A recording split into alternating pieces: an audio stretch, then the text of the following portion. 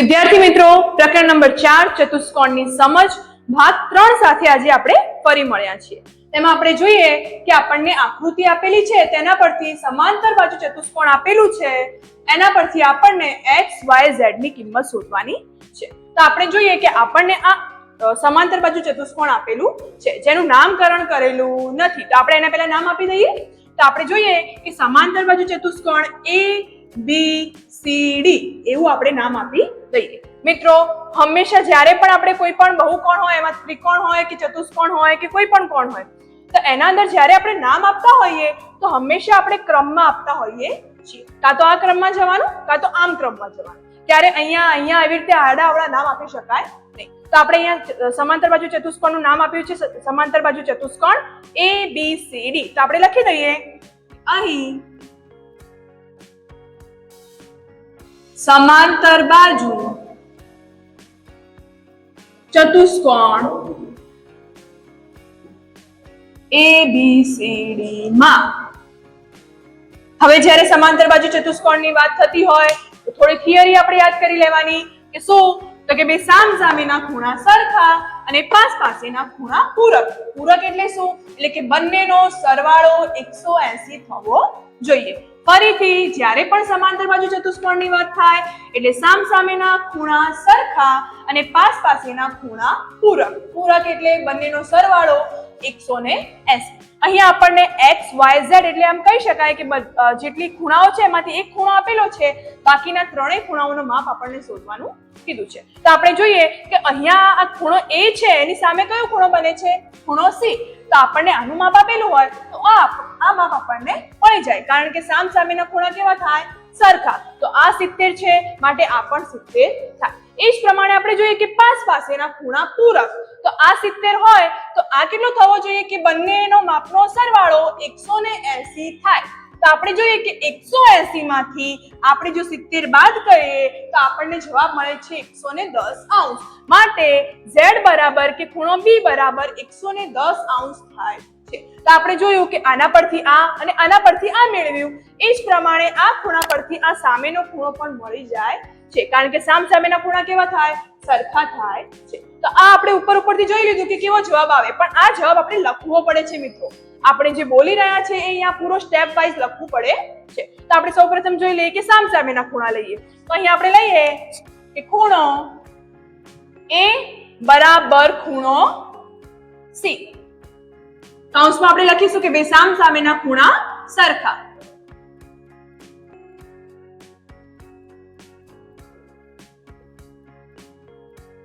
તો હવે આપણે જોઈએ કે આપણને ખૂણો A આપેલો છે, કેટલો છે? 70°। માટે ખૂણો C બરાબર પણ કેટલા થાય? 70°। આપણે ખૂણો C બરાબર શું છે? y, માટે y બરાબર 70°। હવે આપણે જોઈએ કે આ મળી ગયું, આ મળી ગયું, તો આ જ પ્રમાણે આપણે પાસેના ખૂણા લઈને આ ખૂણો પણ મેળવી શકીએ। તો આપણે અહીંયા લખીએ કે ભાઈ આ કયો ખૂણો છે? ખૂણો C વત્તા ખૂણો B બરાબર 180°, એટલે કે પાસ પાસેના ખૂણા પૂરક। તો આપણે જોઈએ કે એક ખૂણો આપેલો છે તો બીજો ખૂણો આપણને મળી જાય। તો ખૂણો C આપણને કેટલો આપેલો છે? આપણે હાલ જ શોધ્યું છે, કેટલું છે? 70° વત્તા ખૂણો B બરાબર 180°। માટે ખૂણો B બરાબર આ જે છે આપણે એ બાજુ લઈ જઈશું, માટે 180° માઇનસ 70°। માટે ખૂણો B બરાબર 110। આપણને ખૂણો B બરાબર શું કીધું છે? Z છે, માટે Z બરાબર 110°। હવે આપણે જોયું કે આપણને y અને z મળ્યો છે, x મેળવવાનો છે, તો ફરી આપણને પાસ પાસેના ખૂણા કરીને પણ શોધી શકીએ, તેમજ સામસામેના ખૂણા પ્રમાણે પણ આપણે શોધી શકીએ। તો આપણે સામસામેના ખૂણા પ્રમાણે લઈએ તો ખૂણો B નો સામેનો ખૂણો કયો થયો? ખૂણો D। તો આપણે લખીએ કે બે ખૂણો B બરાબર ખૂણો D, અને કૌંસમાં આપણે શું લખીશું? સામસામેના ખૂણા કેવા ભાઈ? સામસામેના ખૂણા સરખા। માટે ખૂણો B બરાબર આપણે કેટલો હતો? આપણે હાલ જ શોધ્યું છે, ખૂણો B બરાબર આપણો 110°। માટે ખૂણો D બરાબર પણ 110°। એટલે ખૂણો D આપણને શું આપેલો છે? x। માટે x બરાબર 110 અંશ. હવે આપણે જોઈએ કે અહીંયા આપણને સમાંતર બાજુ ચતુષ્કોણ આપેલું છે, જેનું નામ નથી આપેલું તો આપણે પહેલા નામ આપી દઈએ કે સમાંતર બાજુ ચતુષ્કોણ ABCD અને તેના બે વિકર્ણો પણ આપેલા છે, તો એની વચ્ચે આપણે એનું નામ આપી દઈએ ABCD અને આ છે વચ્ચે O. તો હવે આપણે જોઈએ મિત્રો કે હાલ સુધી આપણે સમાંતર બાજુ ચતુષ્કોણની વાત કરતા હતા તો સામસામેના ખૂણા અને પાસ પાસેની ખૂણાની જ વાત કરતા હતા, પણ આપણે જોઈએ કે અહીંયા વિકર્ણો પણ આપેલા છે, તો આપણે વધુ એવી થિયરીની જરૂર પડે કે આપણે જોયું કે અભિકોણની જોડ બને છે, યુગ્મકોણની જોડ બને છે, તેમજ રેખિક જોડ વિશેનો પણ આપણે અભ્યાસ કર્યો છે આગળ. તો આપણે જોઈએ કે અહીંયા બીજી કઈ જોડ બને છે, કોઈ અભિકોણની જોડ કે યુગ્મકોણની જોડ બને છે ખરી? તો આપણે અહીંયા જોઈએ કે ભાઈ આ બે જે રેખાઓ છે, જે બે વિકર્ણો છે, એકબીજાને છેદે છે. તો જ્યારે આ બે વિકર્ણો એકબીજાને છેદતા હોય તો વચ્ચે જે છેદતા ખૂણા બને છે એ સામસામેના ખૂણા એ અભિકોણની જોડ બનાવે છે અને આ અભિકોણની જોડ એ સરખી હોય છે. માટે આપણે અહીંયા જોઈએ કે આ જે અહીંયા ખૂણો બને છે એ કાટખૂણો બને છે. આ પ્રમાણે છે મિત્રો, આ પ્રમાણે ખૂણો આપેલો છે, આ શું છે? કાટખૂણો છે. તો આપણે જોઈએ કે કાટખૂણો કેટલો હોય? 90 અંશનો હોય છે. માટે આપણે જોઈએ કે આ અને આ બે રેખાઓ છેદે છે અને સામસામેના ખૂણાઓ છે, માટે અભિકોણની જોડ બને અને અભિકોણની જોડ કેવી હોય છે? સરખી હોય છે. માટે આ ખૂણો અને આ ખૂણો સરખો હોય તો આ 90 છે, માટે આ પણ આપણને 90 મળે. તો આપણે લખીએ અહીંયા કે અહીં સમાંતર બાજુ ચતુષ્કોણ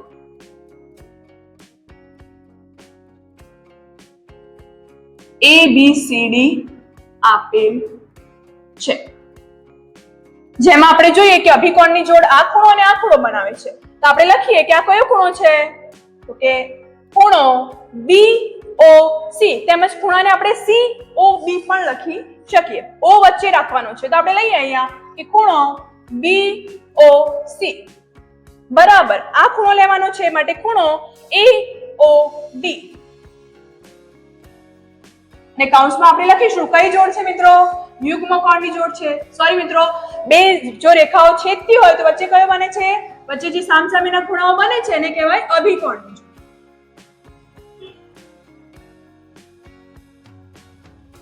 હવે જોઈએ કે બંનેમાંથી આપણને આ આપેલા છે, તો આપણને આપેલું છે AOD. AOD બરાબર 90 અંશ. માટે ખૂણો BOC બરાબર પણ કેટલા થશે? 90 અંશ. અને BOC એ આપણને કેટલા આપેલા છે? x કીધું છે, તો આપણે પણ અહીંયા લખી શકીએ કે x બરાબર 90 અંશ. તો આપણને આ ખૂણો મળી ગયો. હવે આપણે જોઈએ કે x શોધ્યો, આપણને y મેળવવાનો છે, તો આપણે જોઈએ કે ભાઈ y કેવી રીતે મેળવી શકીએ? તો આપણે ધ્યાનથી જોઈએ તો આપણે અંદર જે આ ખૂણો બને છે, ત્રણ ખૂણા, અહીંયા ત્રિકોણ બનાવે છે. તો જો આપણે આ ત્રિકોણની વાત કરીએ તો મિત્રો આ ત્રિકોણની અંદર બે ખૂણા આપેલા છે, તો ત્રીજા ખૂણો મળી જાય. ત્રિકોણના ત્રણેય ખૂણાઓનો માપનો સરવાળો 180 થાય છે. એમાં જો બે ખૂણાના માપ આપેલો હોય તો ત્રીજા ખૂણાનું માપ મળી જાય. તો આપણે જોઈએ કે અહીંયા આપણે લખીએ કે અહીંયા કયો ત્રિકોણ બને છે? ત્રિકોણ BOC. તો ત્રિકોણ BOC માં ત્રિકોણના ત્રણેય ખૂણાઓના માપનો સરવાળો બરાબર 180 અંશ. હવે આપણે જોઈએ કયા કયા ખૂણા છે. આ કેટલો મળ્યો આપણને? 90 અંશ વત્તા 30 અંશ વત્તા y બરાબર 180 અંશ. આ બંનેનો સરવાળો કરી એટલે કેટલો જવાબ આવે છે? 120 અંશ વત્તા y બરાબર 180. હવે આપણે y મેળવીએ તો આની બાજુ લઈ જઈએ તો માઇનસ થઈ જાય, તો 180 અંશ માઇનસ 120 અંશ. માટે y બરાબર 180 માંથી 120 જાય એટલે 60 અંશ આવે છે. તો આપણે જોયું કે x અને y મળી ગયા. હવે આપણને શું મેળવવાનું છે? તો કે z મેળવવાનું છે. તો હવે આપણે જોઈએ કે જ્યારે આ વિકર્ણો એકબીજાને છેદતા હોય છે તો બીજે કયા ખૂણા બને છે? એક તો અભિકોણની જોડ તો આપણે જોઈ, તો આપણે અહીંયા જોઈએ કે અહીંયા z બને છે મિત્રો. બને છે? તો z પરથી કયા ખૂણા બને છે? આગળ આપણે ભાગ 2 માં થિયરીમાં જોઈ ગયા છીએ, અને જેણે નથી જોયું એ જઈને ફટાફટ ભાગ 2 જોઈ શકે છે. બરાબર? ચલો આપણે જોઈએ કે આ યુગ્મકોણની જોડ બને છે, જેમાં આપણે જોઈએ કે y આપણને મળી ગયો છે તો z પણ આપણને મળી જાય, કારણ કે યુગ્મકોણની જોડમાં અંદરના જે બે ખૂણા બને છે એ પણ કેવા હોય છે? સરખા હોય છે. તો આપણે અહીંયા લખીએ મિત્રો કે કયા કયા બે ખૂણા સરખા બને છે? તો કે આ ખૂણો તો આ ખૂણો કયો છે મિત્રો? તો ખૂણો CBO. તો ખૂણો CBO એટલે કે આ ખૂણો અને આ ખૂણો કયો છે? ખૂણો ABO. અને આ બે કયા ખૂણા છે? કઈ જોડ બનાવે છે? તો યુગ્મ કોણ.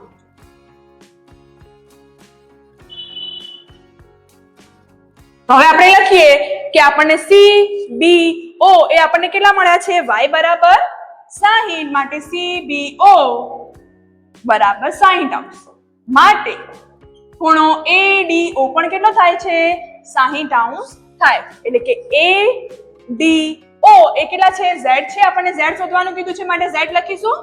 z બરાબર 60°. આગળ જોઈએ વિદ્યાર્થી મિત્રો, આપણને અહીંયા કહ્યું છે કે સમાંતર બાજુ ચતુષ્કોણમાં બે પાસ પાસેના ખૂણાઓના માપનો ગુણોત્તર 3:2 છે અને તો ચતુષ્કોણના બધા જ ખૂણાઓનું માપ શોધો. આપણને સમાંતર બાજુ ચતુષ્કોણ આપેલું છે, વળી સમાંતર બાજુ ચતુષ્કોણમાં બે પાસ પાસેના ખૂણાઓનો ગુણોત્તર આપેલું છે. કોઈ ખૂણાનું માપ આપેલું નથી, આપણને આપેલો છે ગુણોત્તર અને આપણને બધા જ ખૂણાઓના માપ શોધવાના છે. અને કયું સમાંતર બાજુ ચતુષ્કોણ છે એ પણ આપણે પહેલા નામ આપી દઈએ. તો પહેલા આપણે જો લઈએ અહીંયા સમાંતર બાજુ ચતુષ્કોણ, કે આ સમાંતર બાજુ ચતુષ્કોણ છે અને એમાં આપણે એનું નામકરણ આપી દઈએ કે ભાઈ નામ આપીએ આપણે PQRS. તો આપણે સૌપ્રથમ લખી દઈએ કે અહીં સમાંતર બાજુ ચતુષ્કોણ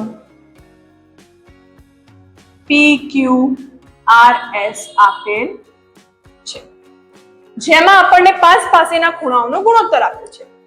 જેમાં પાસ પાસેના ખૂણાના માપનો ગુણોત્તર 3:2 છે. તો આપણે લઈએ કે પાસ પાસેના કયા ખૂણા? તો આપણે લઈએ કે ભાઈ આના પાસેનો ખૂણો આ જો લઈ લઈએ તો આ બંનેનો ગુણોત્તર કેટલો આપેલો છે? ખૂણાનું માપ નથી મિત્રો, અહીંયા ગુણોત્તર આપેલું છે કે ભાઈ ખૂણાનો ગુણોત્તર કેટલો આપેલો છે? 3:2. તો આપણે લઈએ કે ભાઈ પાસ પાસેના કયા ખૂણા છે? તો કે પાસ પાસેના ખૂણા આપણે લઈએ કે ભાઈ ખૂણો S અને ખૂણો R. કેટલા આપેલા છે? 3:2. તો હવે જો આપણે આને શોધવા હોય તો જ્યારે પણ ગુણોત્તર આપેલો હોય ખૂણાનો તો આપણે x તરીકે ધારી લઈશું કે ધારો કે આ ખૂણાનું માપ આપણને 3:2 આપેલું છે તો આ ખૂણાનું માપ 3x છે અને આ ખૂણાનું માપ 2x છે. એ જ પ્રમાણે આપણને આપેલું હોય કે ધારો કે 4:5 તો આ ખૂણાનું માપ આપણું 4x છે અને આ ખૂણાનું આપણું માપ 5x છે. તો આપણે અહીંયા ધારીએ કે ધારો કે ખૂણો S બરાબર 3x અને ખૂણો R બરાબર 2x. તો હવે આપણે જોઈએ કે પાસ પાસેના ખૂણાઓનો સરવાળો કેટલો થાય? 180. તો આપણે અહીંયા લખીએ કે ખૂણો S વત્તા ખૂણો R બરાબર 180. પાસ પાસેના ખૂણા. તો આપણે લખીએ કે S કેટલો છે? 3x વત્તા 2x બરાબર 180 અંશ. તો આપણે લખીએ કે 3 ને 2 કેટલા થાય? 5x બરાબર 180. x ને એકલો કરીએ તો 5 નીચે જાય તો 180/5. હવે જો છેદ ઉડાડીએ તો 36 50 105 થાય છે. તો આપણે ઉડાડીએ 5 5 માટે x બરાબર 36 આવે. તો મિત્રો આપણે જોયું કે x મળી ગયો છે, પણ આપણને તો અહીંયા બધા ખૂણા મેળવવાના કીધા છે. તો હવે આપણે જોઈએ કે આપણને જે ખૂણો આપેલો છે 3x છે એની વેલ્યુ હજી મળી નથી, આપણને x ની વેલ્યુ મળી છે. તો આપણે આગળ મેળવીએ તો અહીંયા આપણે લખીએ કે ભાઈ s ની શું વેલ્યુ છે? તો s ખૂણો બરાબર શું થાય છે? 3x. તો આની અંદર આપણે x ની જે આપણે કિંમત શોધી છે એ એની અંદર મૂકીશું. અહીંયા x શોધ્યા પછી ઘણા મિત્રો ભૂલી જાય છે કે x આવી ગયો એટલે જવાબ પૂરો, પણ આપણને x શોધવાનું નથી કીધું, આપણને બધા જ ખૂણાનો માપ શોધવાનું કીધું છે. તો આપણે આની અંદર x ની કિંમત મૂકીશું. માટે 3/36. તો આનો ગુણાકાર કરો તો 6 તરી 18 10 10 એટલે 108 અંશ થાય છે. એ જ પ્રમાણે આપણે જોઈએ કે s બરાબર r છે, ખૂણો s બરાબર r છે. તો પાસ પાસેના ખૂણાઓ હતા તો આપણે જોઈએ કે બંનેનો સરવાળો કેવો થાય છે? 180. તો આપણે s મેળવો એવી જ રીતે આપણે r મેળવી શકીએ. તો અહીંયા આપણે લખીએ કે ખૂણો r બરાબર 2x. તો આમાં પણ આપણે 2/36 મૂકીએ તો 6 દુ 12 વધી 1 3 દુ 6 ને 1 7 એટલે 72 થાય છે. તો આપણને ખૂણો S અને R મળ્યો છે. આ બે ખૂણા મળી ગયા. હવે આપણે આ બે ખૂણા પણ મેળવવાના છે. તો આપણે જોઈએ કે આના સામેનો ખૂણો આ બને અને આના સામેનો ખૂણો આ બને અને સમાંતર બાજુ ચતુષ્કોણમાં સામસામેના ખૂણા સરખા બને છે. તો આપણે જોઈએ કે આ ખૂણો આપણને મળ્યો છે. તો ખૂણો S આપણે અહીંયા લખીએ કે ખૂણો S સામે કયો ખૂણો છે? ખૂણો Q. કેવા છે ખૂણા? સામસામેના સરખા.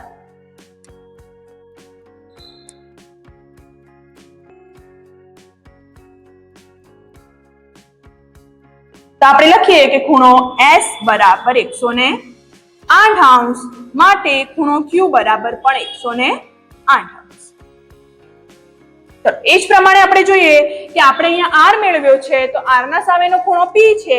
તો આપણે લખીએ કે ખૂણો R બરાબર ખૂણો P. એ પણ કેવા છે? સામસામેના ખૂણા સરખા. તો આપણે જોઈએ કે R બરાબર છે 72 માટે ખૂણો P બરાબર પણ આપણો 72 મળે છે. તો મિત્રો આપણે જોયું કે જ્યારે પણ ગુણોત્તર આપેલું હોય તો ગુણોત્તરમાં આપણે x ધારી લેવાનો કે જે પણ ગુણોત્તર આપેલો છે અહીંયા 3:2 છે તો 3x અને 2x. એ જ પ્રમાણે આપણે બંનેનો સરવાળો કરીને x ની કિંમત મેળવી છે અને એ જ x ની કિંમત આપણે જે ધારી છે એની અંદર મૂકીશું એટલે આપણને બંને ખૂણા મળી જશે. અહીંયા આપણને આપેલું છે કે ભાઈ પાસેના ખૂણા. એ જ પ્રમાણે સામસામેના પણ આપેલા હોઈ શકે. તો એ પ્રમાણે આપણે ધારીને પછી x ની કિંમત મેળવીશું અને એ x ની કિંમત આપણે જે ખૂણાઓ છે એની અંદર મૂકીને બાકીના ખૂણા પણ મેળવી શકીએ છીએ. વધુ એક ઉદાહરણ જોઈએ કે RENT લંબચોરસ છે જેના વિકર્ણ પરસ્પર બિંદુ O માં છેદે છે. જો OR બરાબર 2x + 4 અને OT બરાબર 3x + 1 હોય તો x શોધો.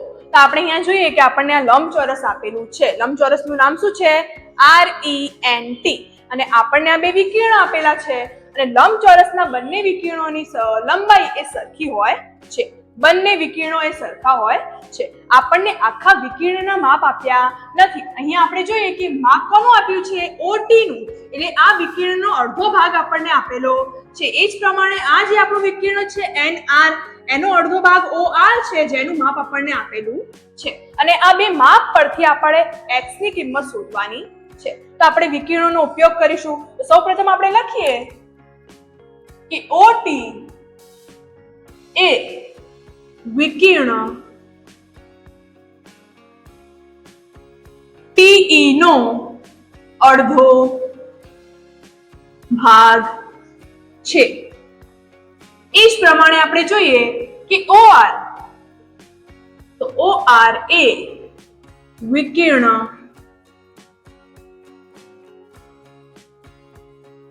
NR નો અડધો ભાગ છે.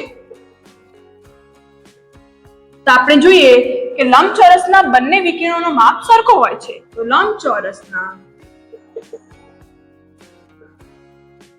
બંને વિકર્ણોનો માપ સરખો હોય છે માટે બંને વિકર્ણોના અડધા ભાગ પણ સરખા થશે. તો બંને વિકર્ણો સરખા થાય છે માટે તેમના અડધા ભાગ પણ સરખા થશે એટલે કે OT બરાબર OR થશે. કારણ કે વિકર્ણોના માપ સરખા તો એમના અડધા ભાગ પણ કેવા છે? સરખા છે. તો આપણે લખીએ OT કેટલું આપ્યું છે આપણને? 3x + 1 બરાબર OR કેટલું આપ્યું છે આપણને અહીંયા? 2x + 4. તો આપણે જોઈએ કે આપણે x ની કિંમત મેળવવાની છે. તો આગળના આપણે પ્રકરણમાં જોઈ ગયા કે જેની કિંમત મેળવવાની હોય એ આપણે એક બાજુ લઈશું. તો આપણે અહીંયા 2x ને આ બાજુ લાવીએ તો બાજુ બદલીએ તો ચિહ્ન પણ બદલાઈ જાય. તો આને આપણે આ બાજુ લાવીએ તો માઈનસ થઈ જાય. એ જ પ્રમાણે અહીંયા 4 છે એવા ને એવા આપણે ઉતારીએ અને અહીંયાથી 1 ને આપણે એ બાજુ લઈ જઈએ તો -1 થાય. માટે 3x માંથી 2x જાય એટલે x બરાબર 4 માંથી 1 જાય એટલે આપણો જવાબ આવે છે 3. તો x બરાબર 3 એવો જવાબ મળે છે. તો તો વિદ્યાર્થી મિત્રો, આ આપણે અહીંયા દાખલાઓ પૂરા થાય છે. આ વિડીયો આપણો અહીંયા જ પૂરો થાય છે. જો તમને અમારો વિડીયો ગમતો હોય તો અમારા ચેનલને લાઈક કરો, સબસ્ક્રાઇબ કરો અને વધુને વધુ તમારા મિત્રો તરફ શેર કરો.